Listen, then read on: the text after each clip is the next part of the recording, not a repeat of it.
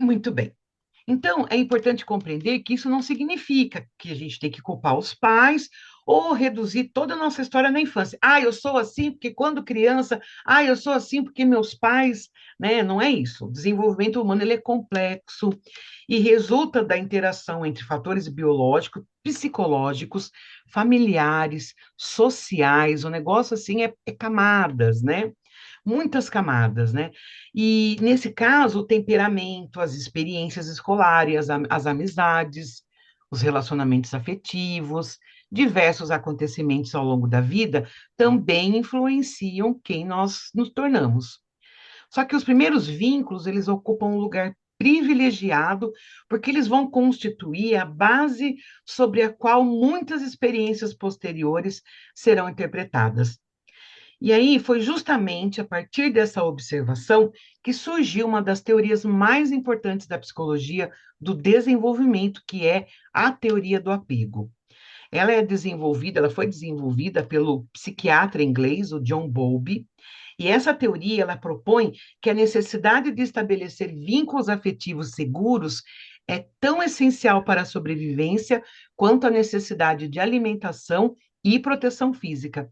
Durante muito tempo, acreditou-se que o bebê se vinculava à mãe apenas porque ela o alimentava. Só que quem falou isso foi o Freud, né? O Freud ele disse que nós somos tomados por pulsões, né? Por desejos que a gente não consegue controlar. E mamar, comer e satisfazer as nossas necessidades físicas é uma dessas necessidades. Só que o Bowlby, ele desenvolveu essa teoria com base numa pesquisa que ele fez pós Segunda Guerra Mundial. O que aconteceu na época, né?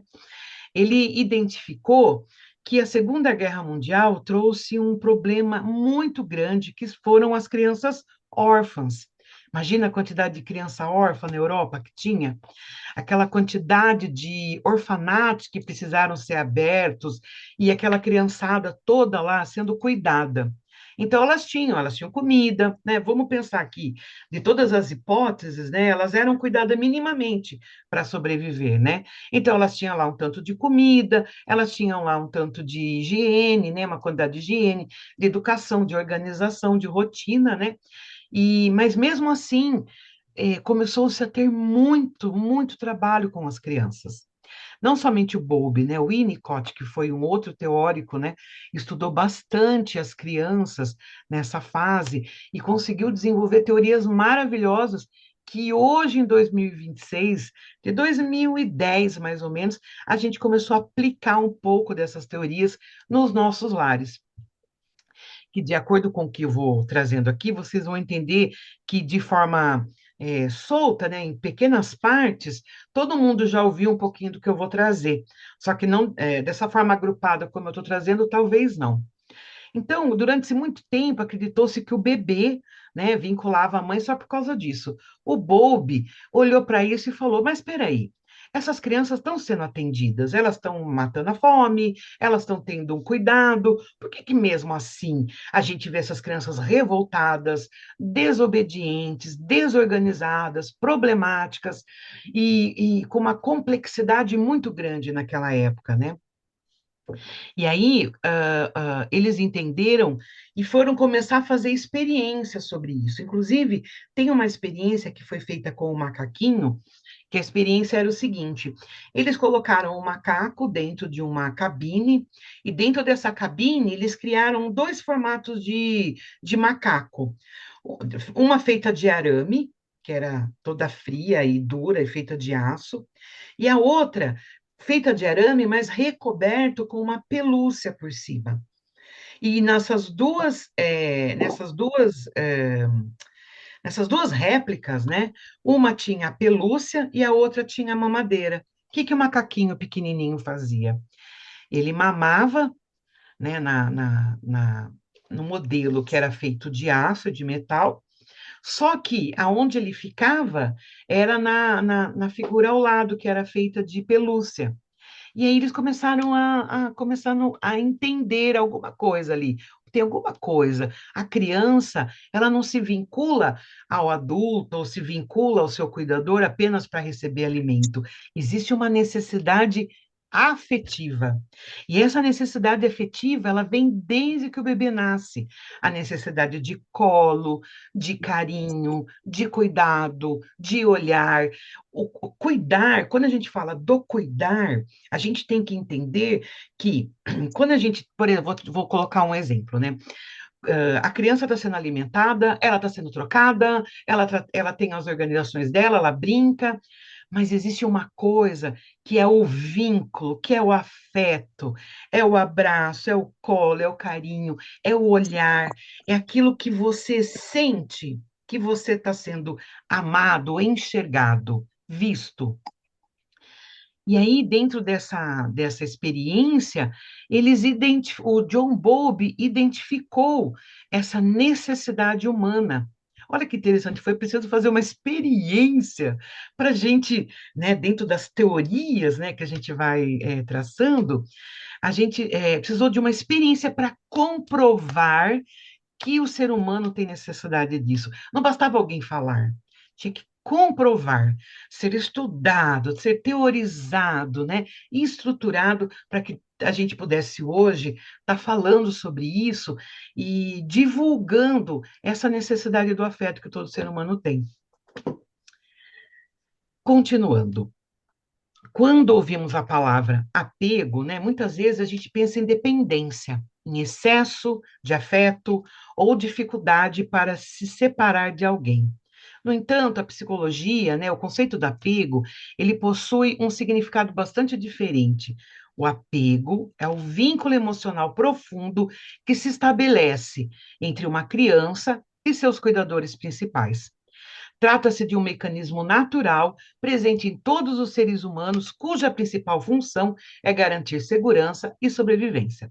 Do ponto de vista evolutivo, os bebês humanos nascem extremamente vulneráveis, diferente de muitos animais que, em poucas horas após o nascimento, né, ele já consegue caminhar ou até buscar alimento.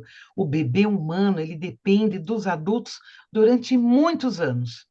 E essa dependência fez com que a evolução desenvolvesse um sistema biológico voltado para manter a criança próxima daqueles que podem protegê-la. Por isso, o apego não é um sinal de fraqueza. Pelo contrário, ele representa um dos mecanismos mais sofisticados da sobrevivência humana.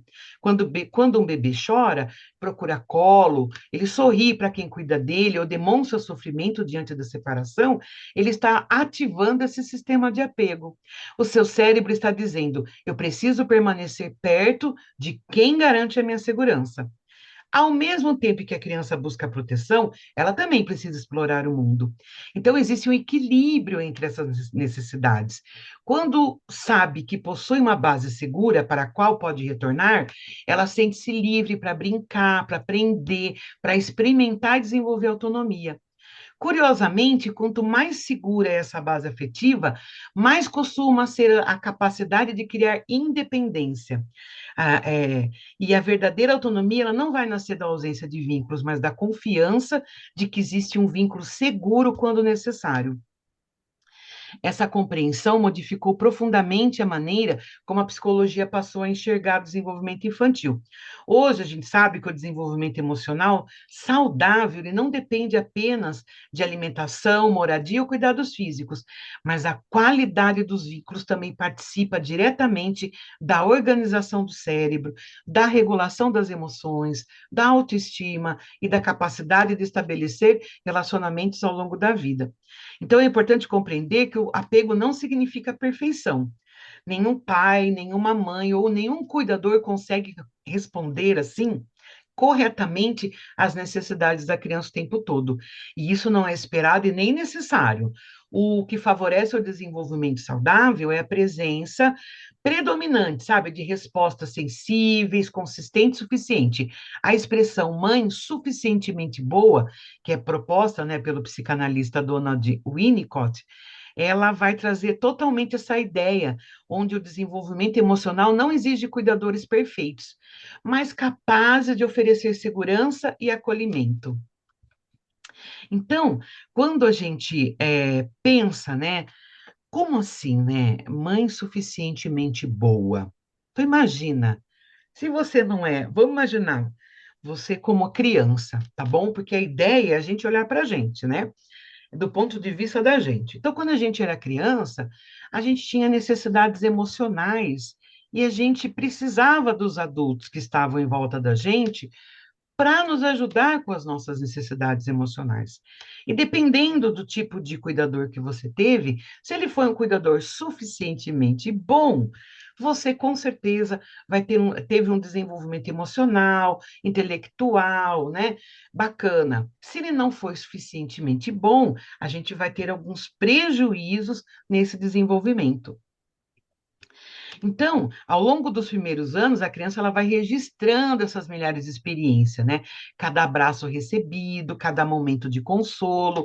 Essa questão é muito interessante, né? Porque olha só, se o macaquinho demonstrou que o cuidado, a alimentação, a limpeza, vamos pensar em tudo isso, né? De um lado, a gente vai ter esse tipo de cuidador que só vai cuidar do outro, é a pelúcia, é o aconchego, né? Então, para ele, esse contato, esse afeto, esse toque é muito importante. Então, quando a gente vai pensar em apego, a gente vai pensar nesse carinho que foi dado para nós. A gente foi olhado, né? A gente foi percebido, entendido, enxergado, como era a forma que a nossa família nos consolava, né? Como a gente era recebido, percebido.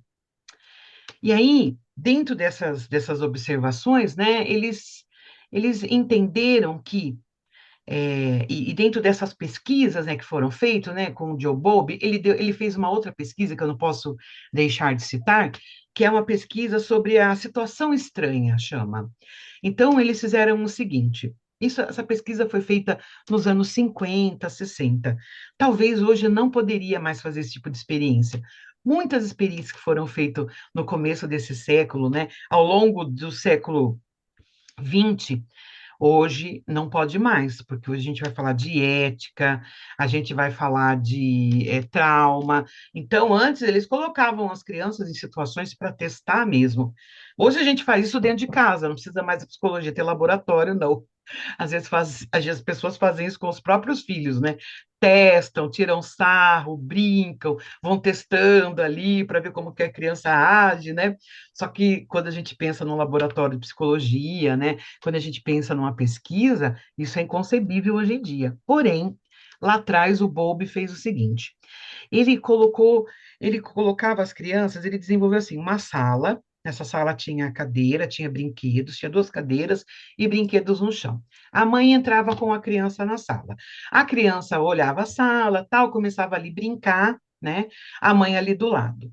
Daí o que que acontecia? Entrava uma outra pessoa na sala, enquanto isso, e a gente ia, eles iam observando o que a criança fazia. A criança olhou para essa outra pessoa, a criança interagiu, ela não interagiu, ela se esquivou, o que que aconteceu? Então, essa foi uma parte da pesquisa. A segunda parte da pesquisa foi a mãe sair da sala e logo depois de um tempinho, a mãe voltava. Qual era a reação da criança ao ser deixada com outro adulto lá? Então, através dessa análise, foi identificada quatro tipos de reações que essas crianças tinham. E aí, através dessas reações, foi definidos os apegos, os tipos de apegos. Então, olha que interessante. O apego seguro, a criança que demonstrava um apego seguro, quando a mãe saía da sala e voltava, ela olhava, ela até chorava, mas quando a mãe voltava, ela logo se regulava e continuava brincando. Outra coisa que o apego seguro também demonstrou com essa criança é que ela interagia com as pessoas, ela interage com as pessoas, sempre olhando para a mãe. Ela olha para a mãe confirma, a mãe sorri, a criança vai interagir com o adulto. A mãe não fala nada, ela fica sobre o comando ali da mãe e sobre a segurança. Já o apego inseguro demonstrou outra coisa. O apego inseguro demonstrou que a criança, quando a mãe sai da sala, primeiro, ela não se conecta com esse adulto que está dentro da sala, porque ela tem medo, ela demonstra medo, e ela faz um escândalo quando a mãe sai da sala, e quando volta, a criança continua chorando, brava, ela demora para se regular. Então, a impressão que dá é que a criança fica ressentida, fica magoada, mesmo que a mãe volta. Ela continua chorando, ela bate na mãe, ela não se acalma com facilidade. E o terceiro modelo, né, que eles identificaram, que era o apego evitante. O apego evitativo, desculpa. O apego evitativo é no caso daquela criança que não ligou, não deu muita bola, era uma criança um pouco mais distante. É aquela criança que senta, fica ali, imersa no mundinho dela, a mãe saiu da sala, a criança olha, vê que a mãe está saindo, aí ela continua brincando, ela meio que desconecta da mãe, né? Então, eles chamaram isso de apego evitativo. E aí, né, conforme as pesquisas foram surgindo, agora surgiu um outro, que é o apego desorganizado, que é mais ainda, além de ser inseguro, é evitativo junto também. Então, eu vou explicar melhor o que seria isso. Então, vamos lá. O apego seguro costuma se desenvolver quando a criança encontra adultos disponíveis emocionalmente, previsíveis e responsivos. Isso não significa ausência de conflitos, mas uma relação na qual ela aprende que pode buscar ajuda quando sente medo, tristeza ou insegurança. Como consequência, ela tende a desenvolver confiança em si mesmo e nas outras pessoas. Na vida adulta, indivíduos com apego seguro geralmente conseguem estabelecer relações de intimidade preservando a própria autonomia. Eles se sentem confortáveis, tanto com a proximidade quanto com a individualidade. Eles conseguem dialogar diante dos conflitos e eles não interpretam toda divergência como uma ameaça ao relacionamento. E quando a gente pensa, né, nesse apego seguro, a gente vai falar de um indivíduo que tem inseguranças, veja bem, não significa que ele não tenha inseguranças, que não tenha questões, mas o modo de funcionamento dele é mais seguro, é um apego mais tranquilo, ele não tem os pensamentos que os outros tipos de apego desenvolveram. Olha só. O apego ansioso, ele costuma surgir quando os cuidados recebidos são inconsistentes. Em alguns momentos, a criança encontra acolhimento, em outros, ela encontra distância, imprevisibilidade ou indisponibilidade emocional. Como nunca sabe exatamente o que esperar, ela aprende a permanecer em estado de vigilância constante. Ela desenvolve uma intensa necessidade de confirmação afetiva, procurando sinais de que continua sendo amada e aceita. E na vida adulta, esse padrão ele pode se manifestar por meio do medo de abandono, necessidade frequente de validação, da preocupação excessiva com a opinião dos outros, a dificuldade de tolerar distanciamentos temporários nos relacionamentos.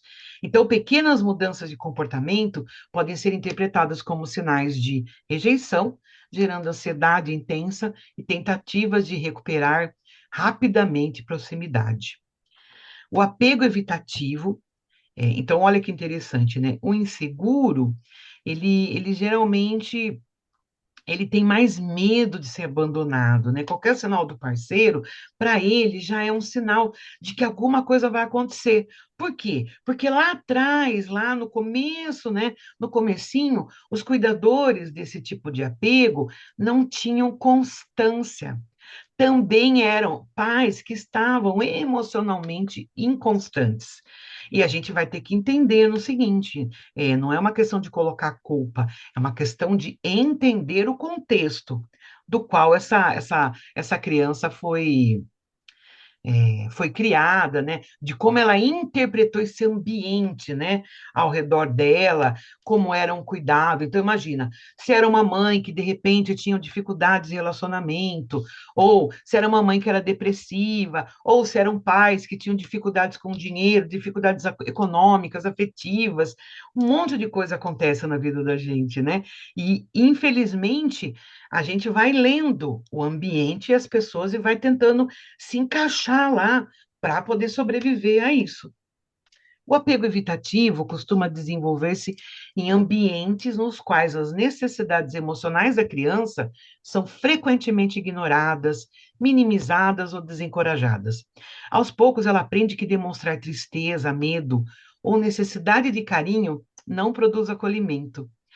Como forma de adaptação, passa a reduzir a expressão das próprias emoções e constrói uma imagem de autossuficiência. Na vida adulta, essas pessoas podem parecer extremamente independentes e pouco necessitadas dos outros. Entretanto, essa independência nem sempre representa a verdadeira segurança emocional. Muitas vezes trata-se de uma estratégia para evitar novas frustrações. Aproximar-se emocionalmente pode despertar desconforto, fazendo com que a pessoa preserve uma certa distância afetiva e que ela tenha dificuldade para demonstrar vulnerabilidade, né? Então, esse tipo de apego evitativo, ele costuma aparecer naquelas pessoas que parecem mais introspectivas, né? Mais ensimesmadas, que a gente de repente olha para a pessoa e como ela não demonstra emoção, né? Ela não demonstra a insegurança, né? Ela é uma pessoa meio apática, assim, que ela já se distanciou um pouco, né? Dos sentimentos, né? Então, muitas vezes a gente pode interpretar que essa criança ela é madura. Ah, ela é uma criança madura, uma criança que se vira sozinha. Mas, às vezes, a criança, muitas vezes, foi deixada no berço, chorando por horas, horas, horas e horas, né? Sem que alguém fosse lá olhar para essa criança. Pensa também antigamente, né? A gente vai também pensar em modelos de criação. Antigamente, falava-se que ficar com criança no colo, a criança ficava mimada, que não podia deixar a criança no colo, que a criança tinha que ficar no berço, que a criança tinha que ser ensinada, que ela tinha que chorar. Até chora, chora, chora, deixa chorando que uma hora ela dorme. Então, esse tipo de criação pode ter tornado, né, essa criança dentro desse apego evitativo.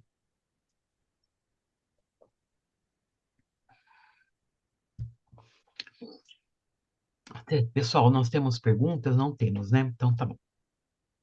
Quem tiver dificuldades e quiser fazer alguma pergunta, pode levantar a mão aqui, tá bom?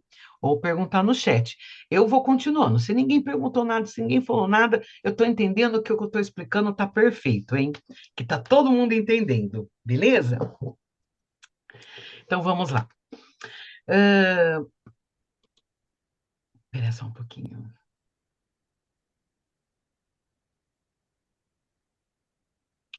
Muito bem. Cadê eu de novo, que eu já mexi, já perdi o ponto que eu estava. Vamos lá. Deixa eu ver, alguém colocou alguma coisa aqui no chat.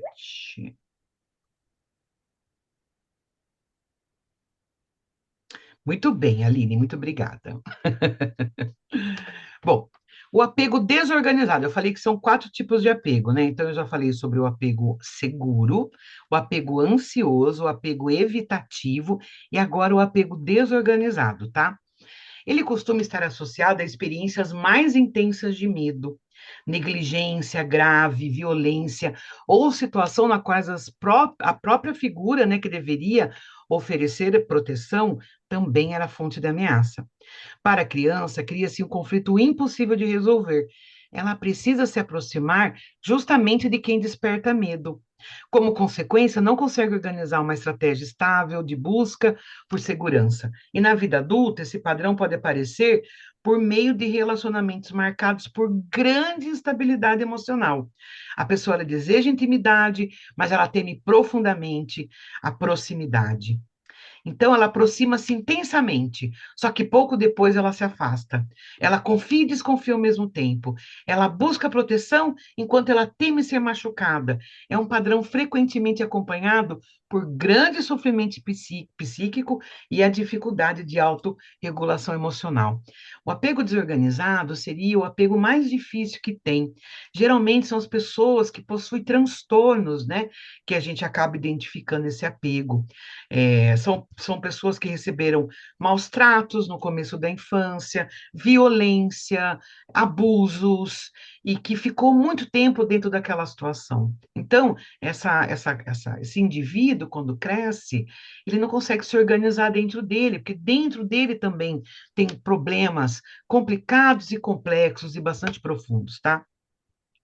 Então, é fundamental compreender que uma coisa importante assim, né? Esses estilos de apegos, eles não podem ser como rótulos, né? Olha, pá, você é apego ansioso, você, né, põe na testa, né, um carimbo, né? Ah, você é um apego isso. Mas, quando a gente ouve entre apego seguro, inseguro, desorganizado e o evitativo, aonde você se percebe dentro desse apego? Você sente que você é uma pessoa segura, você é mais inseguro, ou você é evitativo, ou você está no aspecto desorganizado mesmo? Então é interessante, vamos pensar, né, E em você Damares, mesmo. Oi, eu tenho uma pergunta. pois não. Existe uma intersecção entre os apegos ou eles são realmente isolados? Ou tem um que mistura dois, por exemplo? Que às vezes eu tenho a Então, sensação de misturar dois. o único que talvez misturaria dois seria o aspecto desorganizado, né? Que daí você tem o evitativo e o ansioso junto, né? Aí você já faz aquele over mesmo. Mas acredito o seguinte: o tipo de apego que a gente tem é um. Agora, as situações que aquilo vai despertar na gente é que elas são variáveis. Entendeu?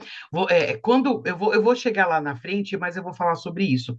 A gente pode, num relacionamento, vamos pensar assim, né? Num relacionamento amoroso, imagina uma pessoa ansiosa, muito ansiosa, insegura, se relacionando com alguém que tem um apego evitativo.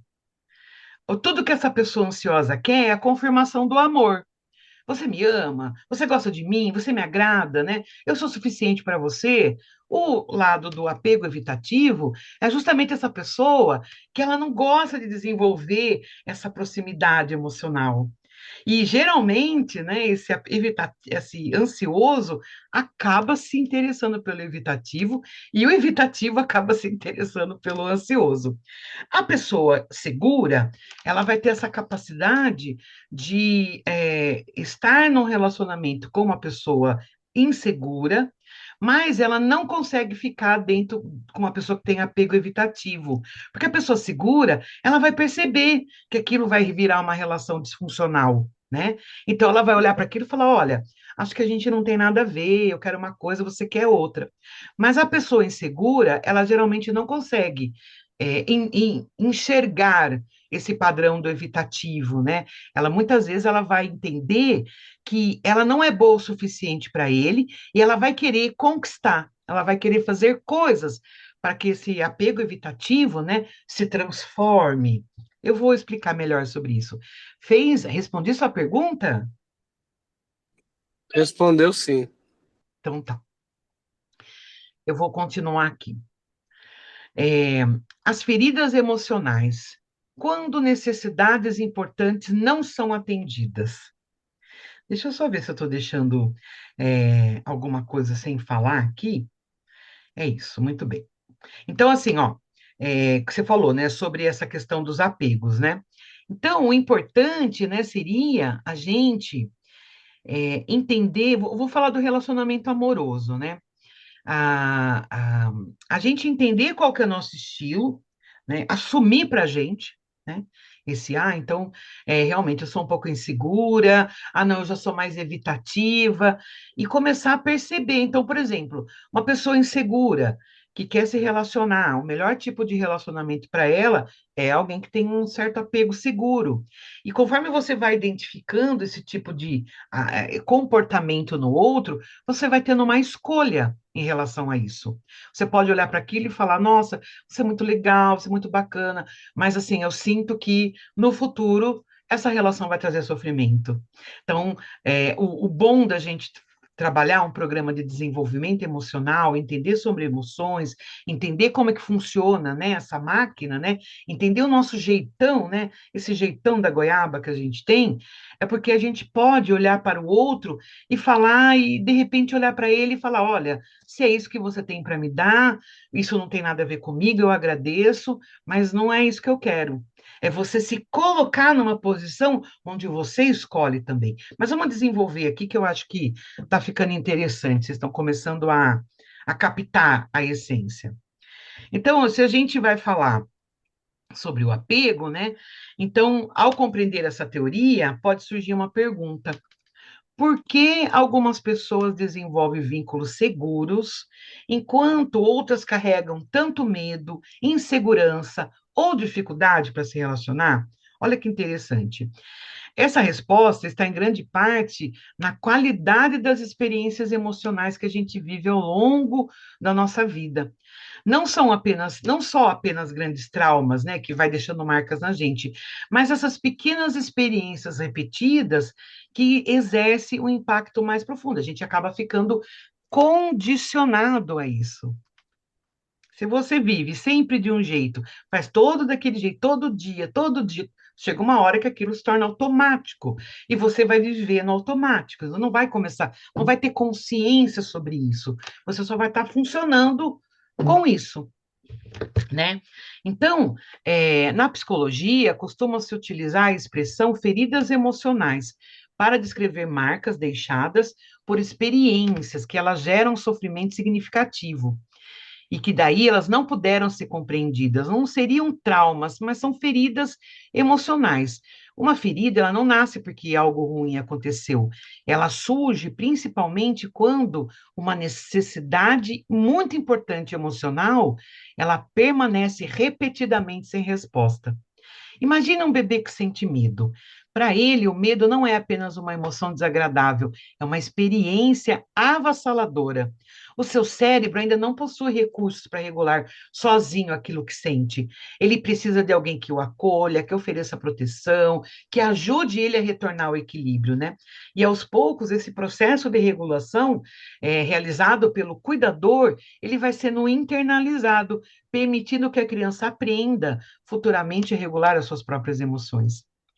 E aí, quando isso vai acontecendo, né, de maneira consciente, né, o desenvolvimento emocional ele tende a seguir um caminho saudável. Mas aí, o contrário, né, quando a criança ela enfrenta repetidamente rejeição, negligência, críticas constantes, imprevisibilidade ou ausência emocional, ela vai precisar encontrar outras formas de sobreviver psicologicamente. Gente, nós, adultos que estamos aqui hoje, nesse momento, nós somos o resultado das nossas estratégias psíquicas e mentais de sobrevivência. Então, se a gente acha que tem alguma coisa com a gente, é porque a gente, ao longo desses anos, foi sobrevivendo a questões externas e internas. E a nossa mente, né? A gente vai falar mente, coração, organismo, psique, tudo isso, ela vai criando estratégias. Na outra aula, eu falei sobre é, os mecanismos de defesa do ego. E a nossa mente vai fazendo isso. A nossa mente, quando é criança, nosso cérebro vai protegendo a gente de traumas. E aí a gente vai criando outras coisas. Ou então vai recalcando. Aquilo vai ficando no inconsciente.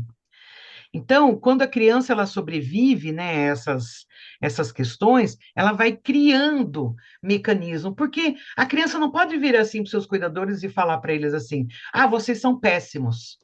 Eu não quero mais saber de vocês, eu quero outra família para cuidar de vocês. Não tem como. A gente precisa sobreviver, né? Aos nossos cuidadores, às situações, à escola, aos amiguinhos, tudo. A gente precisa passar por isso. Então a gente vai criando essas estratégias, né? Então ela se adapta ao ambiente. Essas adaptações costumam ser extremamente inteligentes. Uma criança que percebe que só recebe atenção quando ela faz tudo corretamente, ela pode se tornar excessivamente obediente e perfeccionista. Outra que descobre que demonstrar tristeza resulta em críticas ou humilhação, ela pode aprender a esconder as suas emoções. E aquelas que passam e é também aquelas que passam a cuidar emocionalmente dos próprios pais, viu? Acreditando que precisam ser fortes o tempo todo. Na infância, essas estratégias aumentam as chances de manter o vínculo com os cuidadores. E na vida adulta, muitas delas, né, deixam de proteger e começam a produzir sofrimento. Por quê? Por trás dessas adaptações existem necessidades emocionais universais. Embora cada pessoa, né, ela tenha uma história única, todos os seres humanos eles vão compartilhar a mesma necessidade, que é a necessidade de segurança. A gente precisa sentir que existe alguém disponível quando a gente enfrenta medo, dor e insegurança. A segurança emocional não significa ausência de problemas, mas a experiência de saber que a gente não está completamente sozinho diante das dificuldades, né? Outra necessidade é o vínculo. Todo ser humano precisa experimentar um pertencimento, afeto e conexão. Gente, se vocês são sensíveis, se vocês são emocionados, se vocês sentem de forma demasiada, é humano isso. Isso não é um problema de jeito nenhum. E a gente tem necessidade, sim, de ser amado, protegido, entendido. Quando a gente se sente, né? Quando a gente tem aquelas dores, que a gente não sente isso, a gente não está, por exemplo, tendo um sofrimento por frescura. É uma necessidade mesmo. A gente precisa, sim. Necessariamente não precisa ser um relacionamento amoroso, né? Pode ser uma amizade, pode ser uma coisa fraternal, mas essa questão do pertencimento, do afeto e da conexão, ela é fundamental. Outra coisa que a gente precisa também desenvolver é a autonomia. À medida que a gente cresce, precisamos ser encorajados a explorar o mundo, fazer escolhas e desenvolver essas competências, porque é exatamente, né, nesse equilíbrio, né, entre depender, fazer coisas, né, que a gente dependa desse lado e fazer coisas que a gente é independente desse, a gente pode trazer um conceito, né, que é interdependência. Quando a gente pensa nessa interdependência, é muito mais saudável para a gente assumir, né? Precisamos, dependemos, temos necessidades, não é vergonhoso. Não é vergonhoso eu chorar, não é vergonhoso eu sentir medo, de jeito nenhum. Tudo isso é humano.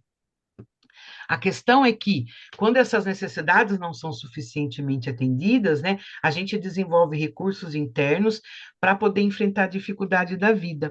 Então, a pessoa que busca. Então, o que que acontece, né? Uma pessoa que busca constantemente aprovação, ela talvez não esteja simplesmente querendo elogios. Ela pode estar tentando preencher uma necessidade antiga de reconhecimento. Quem sente medo intenso de abandono, talvez ela não esteja reagindo apenas ao relacionamento atual, mas a uma memória emocional construída em experiências anteriores de perda ou estabilidade. Quem evita intimidade pode não ser frio ou indiferente, talvez tenha aprendido que depender emocionalmente dos outros represente um risco grande demais. Quem precisa controlar tudo, no fundo, pode estar tentando recuperar uma sensação de segurança que nunca experimentou plenamente. Então, esses exemplos, eles ilustram um princípio importante, né? O comportamento visível raramente revela toda a história. Aquilo que aparece na superfície, ela costuma ser apenas a expressão de necessidades muito mais profundas. E essa compreensão nos ajuda a desenvolver mais compaixão. Então, não é para olhar para você e catar o chicote e se chicotear porque você é desse jeito. É exatamente isso que o programa de desenvolvimento emocional que a gente está fazendo aqui vai querer que você faça, que você pegue esse chicote, que você dê sumiço nesse chicote. Porque, veja bem, se te faltou coisas lá atrás, a tua mente trabalhou um mecanismo de defesa para suportar isso. Então, hoje, quem você é precisa de um olhar de compaixão. Talvez aquele olhar que você não teve dos seus cuidadores, hoje quem tem que se dar é você para você mesmo. E aí, ao reconhecer essas necessidades emocionais, né, a gente dá um passo, né, muito grande. Por quê? Porque em vez de perguntar, olha só que interessante, o que há de errado comigo? A gente tem que começar a fazer perguntas mais produtivas, como do que eu precisava e não encontrei? O que eu continuo buscando nos meus relacionamentos? E quais estratégias eu desenvolvi para lidar com essa ausência?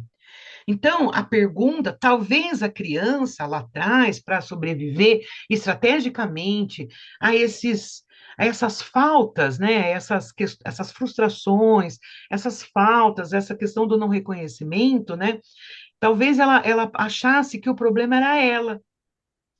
Então, por exemplo, quando a gente tem pais muito rígidos, que cobram muito da gente e que nunca tá bom, né? Nunca tá perfeito, né? Nunca, né? Tem aquela história até, né, de tirar nota 10, né, na escola, e aí o pai ou a mãe fala, não fez mais que a sua obrigação, né? Aquela coisa rígida, ou então aqueles pais que acham que se elogiasse muito, né, ia criar filho mimado, filho fraco.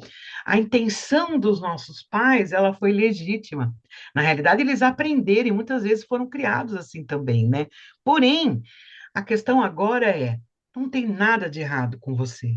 Você criou mecanismos de sobrevivência, se estruturou, e hoje você é o que você é, porque lá atrás, de repente, faltou. Muitas vezes a gente se constitui, né, enquanto ser humano, em volta da falta, né? Às vezes a gente fica uma vida toda, por mais que a gente tenha trabalho, a gente tenha a nossa família, a gente fica sempre uma parte da gente olhando para trás, olhando para aquilo que faltou. Então, vamos pensar de novo nessas perguntas. O que que eu precisava, né? O que que eu precisava e que eu não encontrei? O que que eu continuo buscando nos meus relacionamentos? E quais as estratégias que eu desenvolvi para lidar com essa essência, com essa ausência, né? E aí, uma das características mais importantes, né, das feridas emocionais é que elas não permanecem restritas ao passado.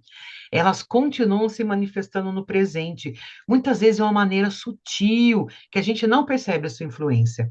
Quando uma situação atual desperta uma reação emocional muito intensa, nem sempre a gente está respondendo apenas ao que aconteceu naquele momento. Em muitos casos, a experiência presente, ela vai tocar uma memória emocional construída muito tempo antes. Imagina uma pessoa que recebe uma mensagem curta do companheiro, né? Olha, hoje eu preciso ficar sozinho. Para alguém, isso pode significar apenas que o outro teve um dia cansativo. Para outra pessoa, a mesma mensagem pode provocar uma intensa, né, ansiedade, um medo de abandono. E aí alguns pensamentos começam a vir, né? Mas por que que ele não quer ficar comigo hoje? O que está acontecendo? Por que está acontecendo? Ele está cansado de mim? Ele não gosta mais de mim? Nossa, eu vou ser deixado, eu fiz alguma coisa errada. Então, olha que interessante. De repente a pessoa está num dia, não está legal, não está bem, só quer ficar quieta, mas ela também não quer conversar com você naquele momento. Depois ela pode até conversar. Só que a questão é que isso vai desengatilhando na gente essa quantidade de pensamentos que vai trazendo essa ansiedade, né? E aí, né, o que uma pessoa pensa, bom, ele está cansado. A outra pessoa pensa, nossa, ele não gosta mais de mim. Então, o fato objetivo é o mesmo, agora o que muda é a interpretação emocional. Isso acontece porque o nosso cérebro, ela não registra apenas os acontecimentos, ele registra significado. Ao longo da vida, a gente vai construindo essa interpretação de quem a gente é, sobre as outras pessoas, sobre os nossos relacionamentos. E aí, quando uma situação atual se parece, né, ainda que parcialmente com as experiências antigas, essas interpretações elas podem ser ativadas automaticamente. É como se o cérebro dissesse: eu já conheço essa situação, já sei como ela termina. E aí o problema é que muitas vezes ele utiliza uma informação do passado para interpretar o presente. Esse fenômeno ele explica porque algumas pessoas vivem em constante expectativa de rejeição, enquanto outras evitam qualquer demonstração de vulnerabilidade. Ela não se trata simplesmente de falta de racionalidade, trata-se de influência de memória emocional. Essa memória emocional ela é diferente da memória consciente, porque a gente pode esquecer muitos acontecimentos da infância e ainda assim a gente vai carregar emoções associadas a eles. Então é possível não lembrar exatamente da situação vivida, mas continuar reagindo, né, ao mundo como se elas tivessem acontecido. É, então, assim, muita gente fala assim, eu sei que eu estou exagerando, mas eu não consigo evitar. E aí, essa frase, ela vai trazer um aspecto muito importante, né? Que ela vai falar de um funcionamento emocional, que é compreender intelectualmente uma situação nem sempre é suficiente para modificar aquilo que foi aprendido emocionalmente. Eu vou repetir isso que é muito importante. Nós estamos fazendo aqui um aprendizado consciente. Então, a gente está tornando consciente essas informações dentro da gente. Porém, nem sempre saber de forma consciente significa que o problema vai dissipar, que você já resolveu aquilo. Precisa fazer terapia, precisa fazer análise, terapia, psicoterapia, um processo, porque se você precisa resolver isso, né, que emocionalmente vou te dar um exemplo, né? Quando a gente tem gatilhos emocionais de raiva, de medo, daquelas reações exageradas, né? Que de repente, para aquela situação específica, nem precisava de tudo isso, mas a gente não consegue controlar. Então, se isso acontece com você, só a terapia, processo psicoterapêutico que vai resolver, tá? Só tomando consciência sobre isso não resolve, não adianta. As emoções, elas costumam, né, ser mais rápidas que o pensamento. A gente já viu isso. Então, a emoção é uma reação física. Depois é que a gente vai pensar sobre isso. Então, aqui, né, esses padrões, eles vão começar a aparecer principalmente nos relacionamentos mais importantes da vida. Quanto maior a intimidade, maior a probabilidade de antigas feridas serem ativadas. Isso ocorre porque os vínculos afetivos, eles vão despertar necessidades profundas de pertencimento, de aceitação, proteção e reconhecimento. Geralmente isso vai ser essas feridas, elas são ativadas, né? Na relação com os nossos cuidadores, na nossa relação amorosa, né? Com os nossos vínculos, com o marido, com o namorado, com o noivo, né? Noiva, noivo. A gente também vai ter com as amizades mais profundas, que é quando a gente pode descansar, né? Na relação, que é tirar as nossas máscaras e ser a gente mesmo. Então, quando a gente é a gente mesmo, a gente vai correr o risco, muitas vezes, de ter reações intempestivas, sem pensar, vai vir à tona essas questões, né, que já aconteceu na nossa vida, né? E isso não tem jeito, isso vai fazer parte da relação. Por isso que o relacionamento amoroso, ele é um relacionamento desafiador. Porque é no relacionamento que vai vir tudo, as questões de infância, todas as questões das outras relações, não tem como a gente não trazer.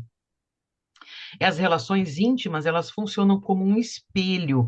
Elas vão revelando parte de nós que muitas vezes elas vão permanecendo oculta no cotidiano, tá? E há pessoas que vivem tentando agradar a todos. Elas sentem uma enorme dificuldade em dizer não, evitam conflitos e frequentemente colocam a necessidade dos outros acima das próprias. Embora esse comportamento seja visto como gentileza, né, em muitos casos ela nasce do medo de perder o afeto e de ser rejeitado por alguém. E isso é uma estratégia de sobrevivência que a gente acaba tendo, né, quando criança.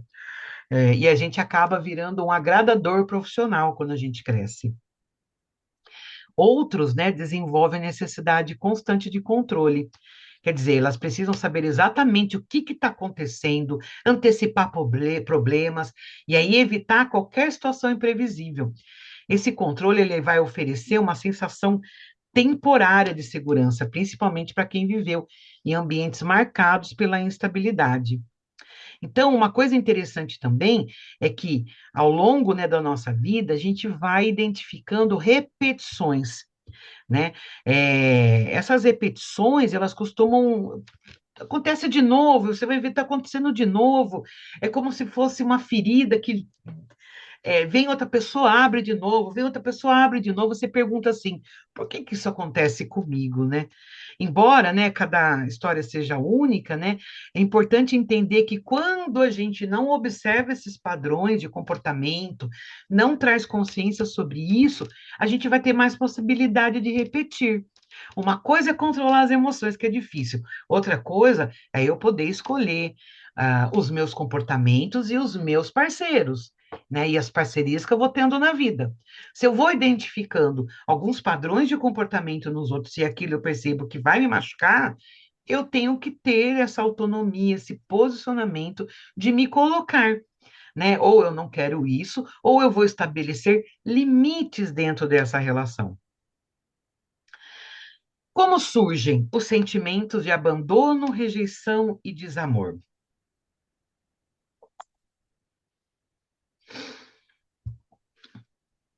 Né? Quando a gente é criança, a criança, ela não tem uma capacidade cognitiva de entender o que é a realidade. A criança, ela mistura a realidade com as fantasias. Criança não tem noção de tempo, criança não tem noção de espaço, criança não tem noção das coisas e ela vai interpretando aquilo a partir desse significado que ela está construindo dentro dela. Então, por exemplo, vamos supor que a criança, que esse sentimento, né, que você tenha hoje de abandono, de rejeição e de desamor, né, vamos entender que, aí vamos pensar em várias questões. Se você teve lá uma família que foi uma mãe suficientemente boa, uma família suficientemente boa, então você passou por situações comuns e corriqueiras que não lesionou você, né, de uma maneira profunda, tá? Eu vou imaginar esse cenário, tá bom? Do que eu vou trazer agora. Então, você imagina que sua mãe, ela fala assim para você, ou então você tá, de repente, dentro brincando, né, e tá lá a sua prima, e a prima vai ficar com você pequenininha. A sua mãe, ela vira e lhe fala, eu vou na padaria e já volto. Lembra que eu falei da criança que ela é insegura, da criança que chora, da criança que fica desesperada? Talvez a sua mãe não te abandonou. A sua mãe deixou você lá com a prima, foi na padaria comprar bolo, comprar pão, comprar as coisas e voltou, mas a criança interpretou aquilo como se ela tivesse abandonado e chorou e fez um escarcéu. A mãe demorou 10 minutos, mas aquilo foi o suficiente para construir uma ferida, um sentimento de abandono. Aquilo foi tão forte. Só que sabe qual que foi o problema? O problema não foi nem você ter se sentido assim. Às vezes o problema foi ter a mãe chegado e por que que tá chorando? Mas que exagero! Imagina, não foi nada. Ai, mas que criança, né? Nossa, como, imagina, eita, a mãe já voltou. E aí vamos supor que essa mãe não fez o acolhimento. Ai, coitado do bebê da mamãe. Nossa, a mamãe chegou, a mamãe não queria abandonar. Entende? A forma como essa mãe, de repente, né, recepcionou essa criança chorando, essa criança não encontrou acolhimento, né? Ou então a mãe chegou e ficou brava. Cala a boca, moleque! Pelo amor de Deus, só chora nessa vida. Eu não tenho sossego, não tenho um minuto de sossego, tem que cagar de porta aberta, que essas crianças não dão sossego. Quem é mãe sabe, né, o que eu tô falando, né? Que as crianças ficam em cima, e você não tem um minuto, é tudo com a mãe. Às vezes, esse entendimento, né, essa falta de acolhimento, que é uma coisa absolutamente comum, corriqueira. A criança não está sendo maltratada, não é assim, mas a criança pode fazer uma interpretação disso. Assim como também pode ter acontecido coisas, né, nessa vida que ela se sentiu abandonada, que ela se sentiu rejeitada e que ela não sentiu que foi amada. A partir desses sentimentos, dessas interpretações do que foi acontecendo na vida dessa criança, isso foi surgindo, né? E aí o que que acontece? Ela não sente, né, que ela é vista, que ela é amada. Ela começa a criar dentro dela mecanismos de defesa, o próprio cérebro dela começa a proteger essa criança, e essa criança vai entrando nesses esquemas adaptativos, né? Ela vai se adaptando ao ambiente, às necessidades. Então, ela não pode demonstrar que, de repente, ela é chorona, que ela é muito sensível, ela tem que demonstrar que ela é forte, que ela é segura. Então, ela vai criando camadas sobre a personalidade dela. Então, quando a gente vai criando, né, essas estratégias, né, a gente vai também criando pontos de vista. Então, quando a gente pergunta uma criança, né, se a criança se sentia amada ou não, uma coisa muito importante é você entender: a criança se sentia vista? Aí eu te pergunto: quando você era criança, você se sentia vista? Você sentia que as suas emoções eram importantes? Você podia procurar os seus cuidadores quando você tinha medo? Você recebia o conforto quando você sofria? Você sentia que podia ser quem era ou você precisava corresponder constantemente às expectativas dos adultos?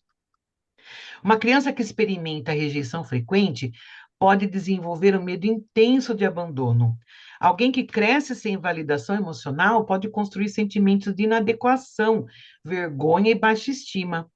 As experiências emocionais, elas vão se formando, né? Elas vão formando uma rede complexa de significados que vai continuar influenciando a gente até os dias de hoje. Isso influencia a nossa forma de agir, a nossa forma de existir. E aí, né, por trás, né, desses medos, a gente vai criando essas estratégias, né, essas formas, né, de sobreviver. É, dentro, né, da questão da teoria do apego, né, e de como a gente vai funcionando, né, dentro dessa estrutura, né, é, a gente vai tendo uma capacidade de sempre interpretar o momento atual baseado naquilo que já aconteceu. Então, é muito interessante, né? Eu vou compartilhar uma, uma coisa que aconteceu comigo, né, na minha vida, né? É, como características, né, eu me identifico com o apego inseguro, né? E aí eu sempre tive uma tendência ao longo da vida, sem saber, de forma inconsciente, a me encantar por estilos de apegos evitativos. Então, sempre dava errado. Eu sempre esperava uma coisa da pessoa, eu desejava, eu buscava, mas parece que aquela pessoa nunca estava disponível emocionalmente, né? Eu sempre achava que o problema era comigo, que aquela pessoa, ela não queria me dar aquilo porque ela não queria dar para mim, e que eu tinha que fazer alguma coisa para conquistar. Quando eu fiquei sabendo, eu descobri, né, a teoria do apego, vai fazer uns 7 anos mais ou menos, e um pouco antes de entrar na faculdade. Então, eu li esse livro aqui. Vocês estão vendo o livro? Que interessante. Deixa eu mostrar aqui, deixa eu abrir aqui.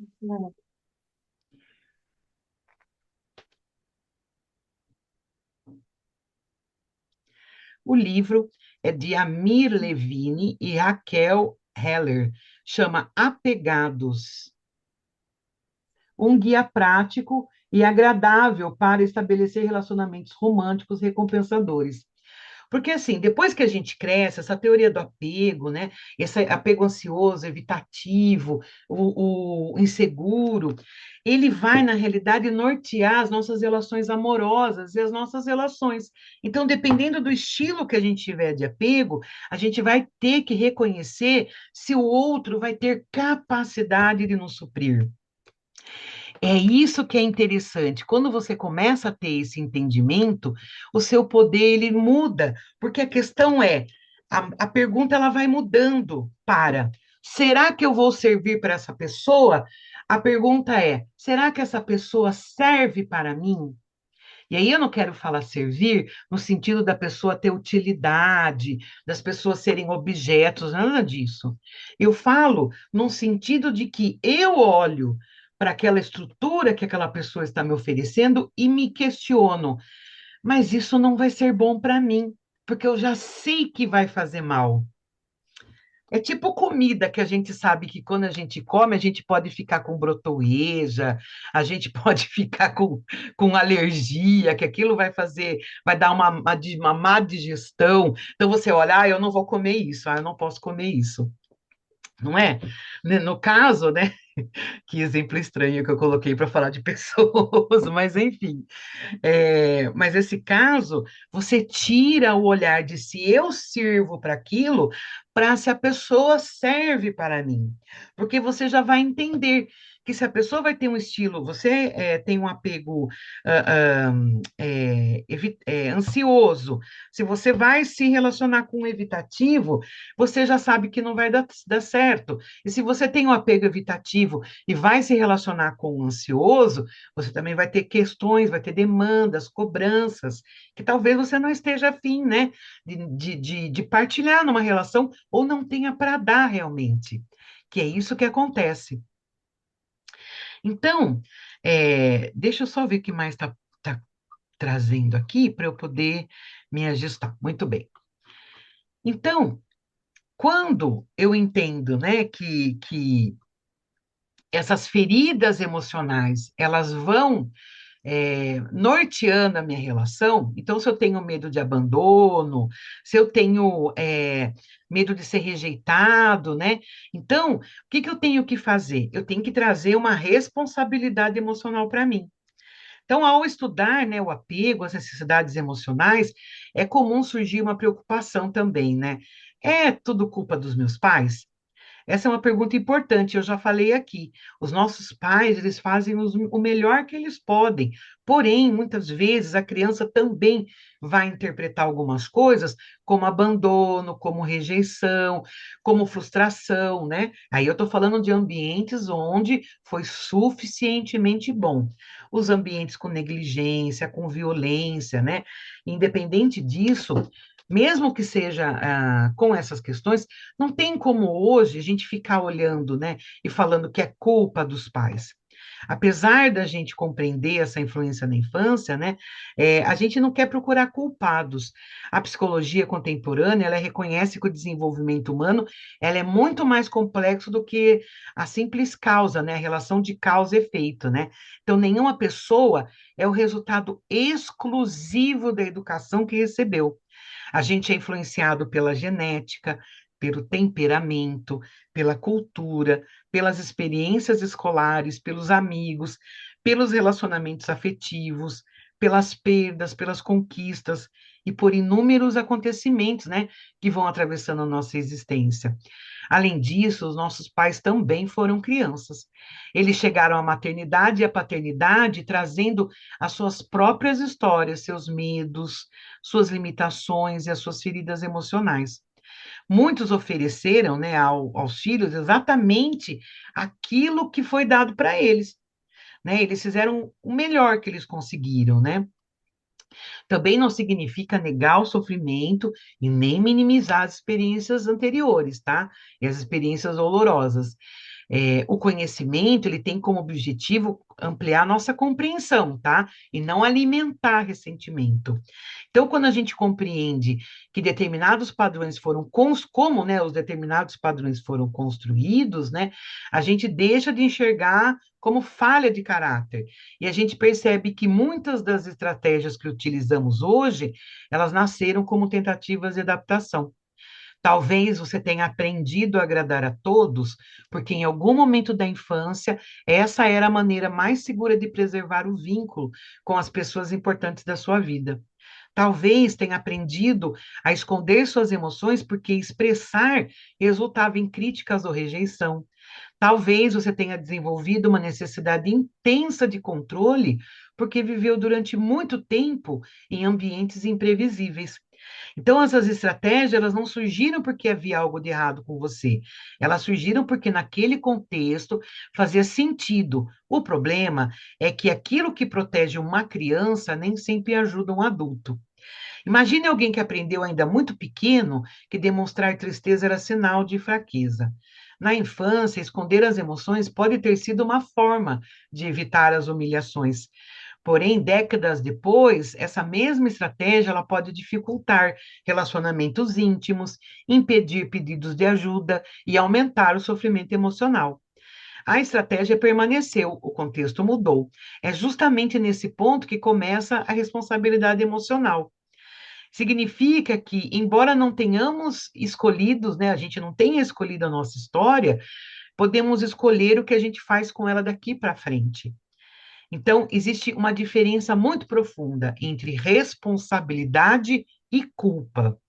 A culpa olha para o passado e pergunta: quem provocou isso?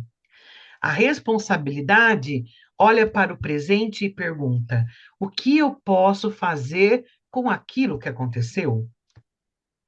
Então, são coisas diferentes. Por quê? A culpa, quando fica olhando para o passado e fico perguntando quem fez isso comigo, eu não tenho como reparar, corrigir, ressignificar. Agora, quando eu olho para a responsabilidade e eu faço essa pergunta, o que eu posso fazer com aquilo que aconteceu, eu estou colocando uma ação que vai depender de mim.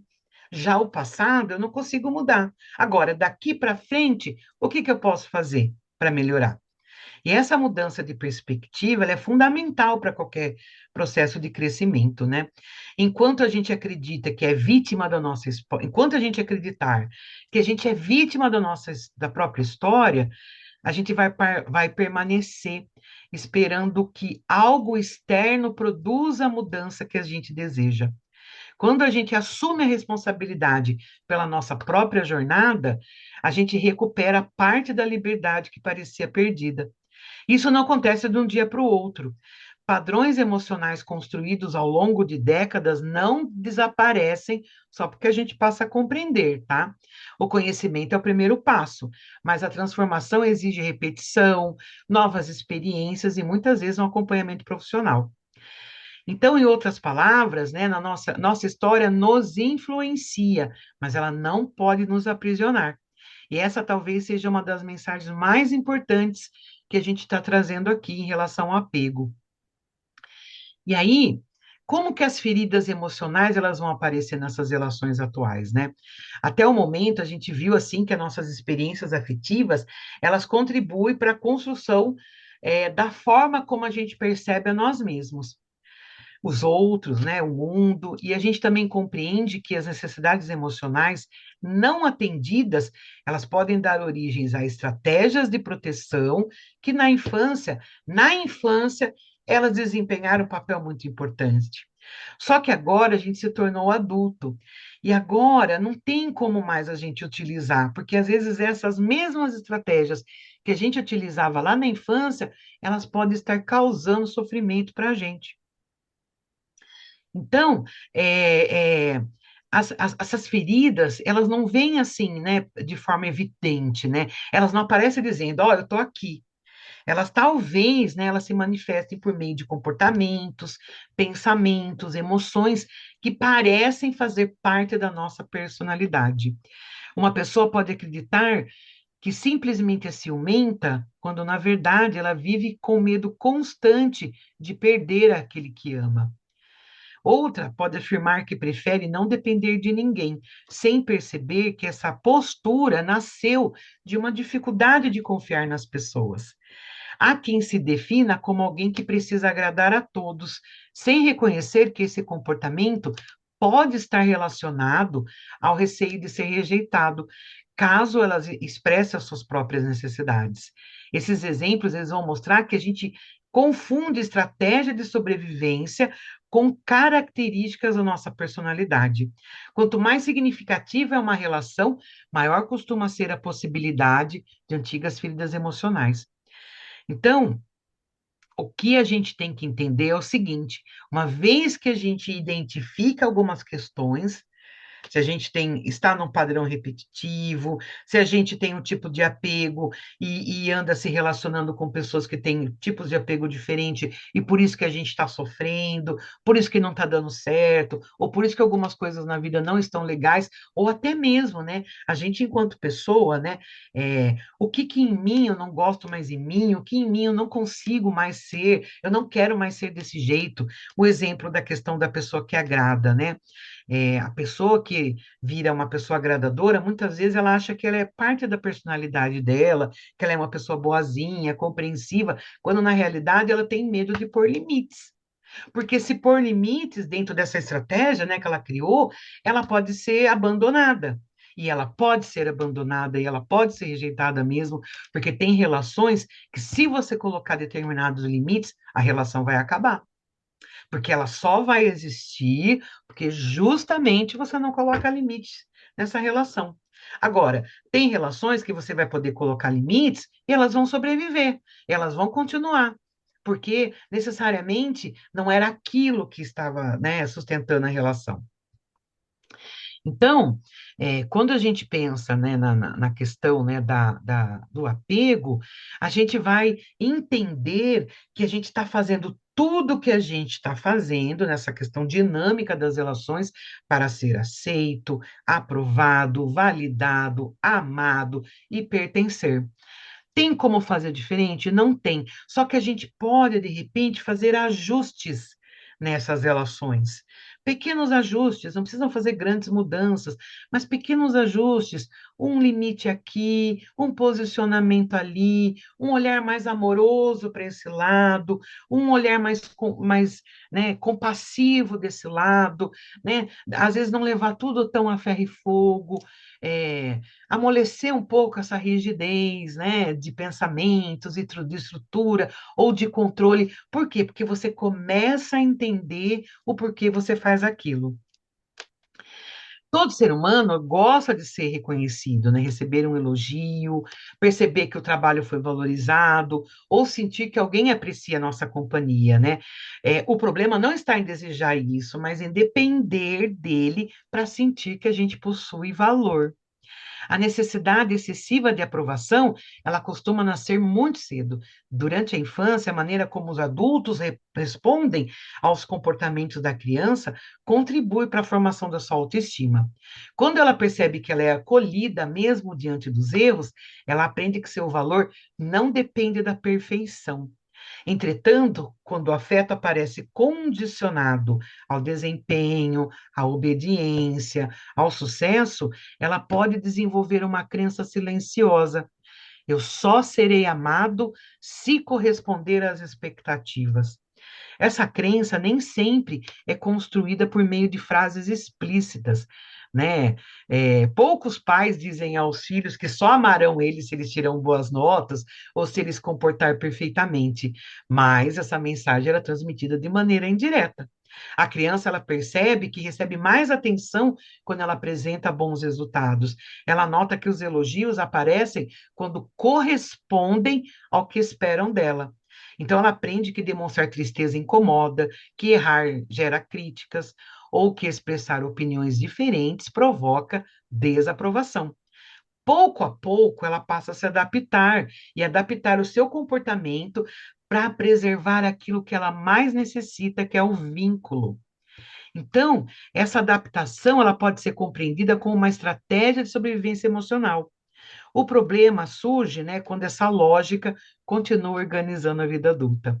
A pessoa passa a medir o seu valor pela reação dos outros. Se é elogiada, ela é competente. Se recebe uma crítica, ela conclui que não vale o suficiente. Um comentário negativo pode apagar dezenas de experiências positivas, Porque a sua autoestima permanece apoiada nesses fatores externos. E esse funcionamento costuma gerar um grande desgaste emocional, porque a maioria das pessoas passam boa parte da vida tentando corresponder às expectativas de todos. Elas procuram ser profissionais impecáveis, filhos exemplares, parceiros perfeitos e amigos sempre disponíveis. E elas assumem responsabilidade em excesso. Elas evitam decepcionar qualquer pessoa e têm uma enorme dificuldade para dizer não. À primeira vista, essas atitudes podem parecer apenas uma coisa de gentileza, né? Mas quando a gente vai lá, coloca uma lupa em cima disso, ela revela uma coisa importante. Então, ela acredita, né? Que essa necessidade de aprovação tem um medo por trás disso, né? Na realidade, ela não acredita, ela não sabe que por trás de fazer tanto para os outros, pelos outros, eu não estou falando a gente vai falar assim, nossa, mas eu não posso ser uma pessoa generosa, eu sou uma pessoa generosa, sou uma pessoa boa. Tudo bem, mas você tem que analisar. Será que você faz mesmo? Você faria mesmo se ninguém estivesse vendo você fazer? Sempre, né, tem essa pergunta, né? Você faria, mesmo se ninguém estivesse vendo, né? Então, a questão, né, de limites e de relacionamento, de você fazer muita coisa, muitas vezes vai estar associado ao pertencimento, ao medo de ser abandonado, ao medo de ser rejeitado. E qual que é o problema, né, de ser desse jeito? Mas qual que é o problema, né? E daí, qual que é o problema de ser assim, né? Uma das, né, a questão é que, assim, muitas vezes isso não está associado a uma generosidade, está associado a uma ferida. Então, uma das consequências mais frequentes, né, das feridas que a gente vai tendo de maneira geral, é a dificuldade de estabelecer limites saudáveis. Embora muitas pessoas associem, né, limites à rigidez, ao egoísmo, à frieza, eles são, na verdade, uma das expressões mais importantes do respeito por si mesmo e pelos outros. Os limites saudáveis definem até onde estamos dispostos a ir, o que consideramos aceitável em um relacionamento e quais necessidades precisam ser preservadas para que a convivência permaneça equilibrada. Então, eles não existem para afastar as pessoas, né? Mas para tornar os relacionamentos mais seguros, honestos e duradouros. Relacionamentos que você pode ser você mesmo, que você pode exercitar, né? Ou deixar aflorar a sua autenticidade, o seu jeitão da goiaba, né? Aquele jeitão que muitas vezes a gente não tem coragem, né, de se abrir para os outros, que é só para pequenas pessoas ali, para poucas pessoas. Só que a gente é muito mais feliz nas relações quando a gente expressa a nossa autenticidade do que quando a gente fica performando, do que quando a gente fica, de repente, abrindo mão dos nossos limites, abrindo mão dos nossos desejos e quereres para agradar o outro, para fazer pelo outro apenas. É importante que você possa também se agradar no processo. Enquanto você agradar o outro, você também tem que se agradar nisso, né? Eu tenho isso com o meu marido, a gente sempre fala sobre agradar se agradando. Isso agrada você? Ah, isso me agrada. Então, tudo bem fazer. Agora, a gente também entende que dentro de um relacionamento a dois, vai ter coisas que a gente vai, uma vez ou outra, precisar fazer, não estando muito afim, né? Ou nos relacionamentos com as pessoas. O que isso não pode é ferir os nossos limites e nos colocar em situações de prejuízo, entendeu? Então, quando a gente entende, né? Quando a gente começa a entender que limites, inclusive, uma coisa muito importante que eu quero falar, que eu acho fundamental, dar limites é amar. Porque se você não consegue se posicionar, se você não consegue se colocar dentro da relação, da situação, você não tem essa firmeza dentro de você, e você sempre está falando sim, você nunca se coloca, você nunca se posiciona, na relação sempre vai ter só o outro. Você talvez se torne um coadjuvante ali, alguém do lado. Isso significa que você está abrindo mão, né, de parte de você dentro dessa relação.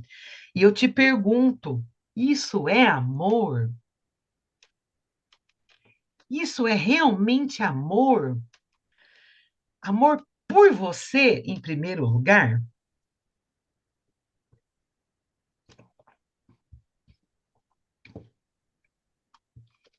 A pessoa sente enorme desconforto a recusar um pedido, mesmo quando sabe que não possui tempo, energia ou condições para ajudar. Aceita compromissos, não deseja assumir, tolera situações injustas, permanece em relacionamentos desequilibrados e frequentemente coloca a necessidade dos outros antes da sua. Quando finalmente decide dizer não, costuma ser tomada por culpa. Essa culpa merece atenção. Em muitos casos, ela não significa que a pessoa esteja fazendo algo errado, significa apenas que o seu cérebro interpreta o estabelecimento de limites como uma ameaça ao vínculo afetivo. É como se uma parte muito antiga da sua história dissesse: ai, se eu contrariar essa pessoa, ela vai deixar de gostar de mim. Essa associação ela foi construída quando, de fato, a sobrevivência emocional dependia da aprovação dos adultos. Hoje, ela pode continuar operando mesmo quando já não corresponde à realidade. Por isso, muitas pessoas confundem limites com rejeição. Elas acreditam que dizer não é o mesmo que deixar de amar, que discordar é sinônimo de desrespeito, que priorizar as próprias necessidades significa egoísmo. Entretanto, relacionamentos maduros funcionam de forma diferente. Permite diferenças de opinião, permite recusas, permite frustrações e permite que cada pessoa preserve a sua individualidade sem que isso represente uma ameaça ao vínculo. Quando a gente tem um relacionamento seguro e bacana, a gente pode expressar quem a gente é com autenticidade, que a outra pessoa não vai embora, a outra pessoa não vai abandonar, a outra pessoa não vai rejeitar. Por quê? Porque se é um relacionamento bacana e seguro, essa pessoa também vai exercer essa individualidade. Então, ela vai saber entender quando você vai falar não, quando o seu limite, olha, isso daqui não vai rolar, não vai dar. Porque, primeiramente, esse indivíduo olha para si, entende o que acontece dentro dele, e ele mesmo ama a si mesmo, porque ele respeita os seus limites. Tem um outro livro aqui. Eu tenho dois livros aqui bem interessantes que eu quero compartilhar com vocês. Deixa só eu abrir a câmera aqui novamente para eu ver, Espera mostrar a um reunião. pouquinho, depois eu vejo. Ó,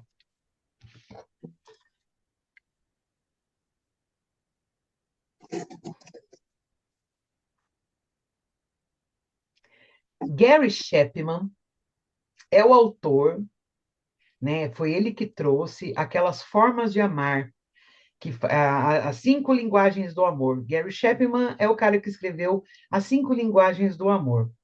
E aí ele também escreveu o amor como estilo de vida.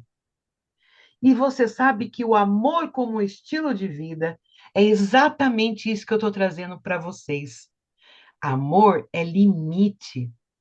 Porque uma vez que você consegue dar limites, você consegue também se respeitar e respeitar o outro.